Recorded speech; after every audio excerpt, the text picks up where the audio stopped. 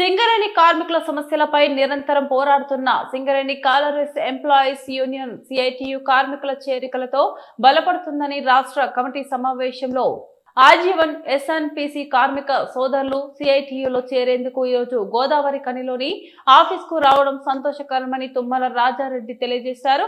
యూనియన్లో చేరేందుకు స్వచ్ఛందంగా వచ్చిన ఎస్ఎన్పిసి సోదరులకు సిఐటియు నాయకులు కండువా కప్పి సాధారణంగా ఆహ్వానించారు. ఈ సందర్భంగా వారు మాట్లాడారు.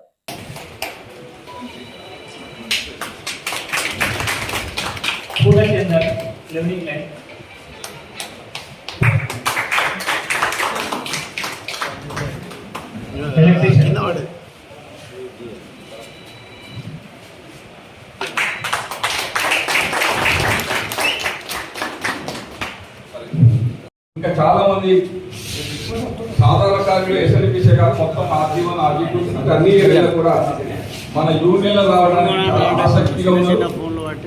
దాంట్లో భాగంగానే వీళ్ళు వచ్చిండ్రు. వాళ్ళు మరింత అన్ని మహిళలు తిరిగి పనిచేస్తారు కాబట్టి అన్ని మహిళల కార్మికుల పరిస్థితి, యూనియన్ల పరిస్థితి, డైనామిక్ పరిస్థితి కూడా చూస్తారు. వీళ్ళు వచ్చిండ్రు అంటే మనం ఒక ఉప్పెల్లాగా సిగరెట్ కార్మికులు మన యూనియన్ రావడానికి సిద్ధంగా ఉన్నారు.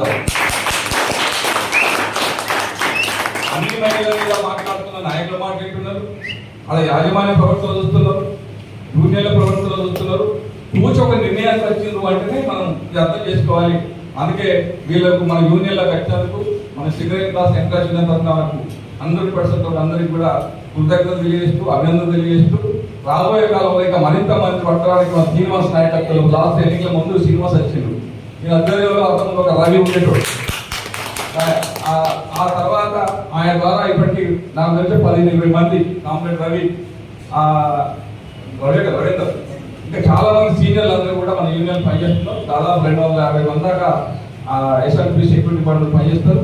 అందులో నాకు తెలిసి 50-60% ఎన్నికల వరకు మన యూనియన్లో చేరుతుందని ఆశిస్తూ మరింత ఉత్సాహం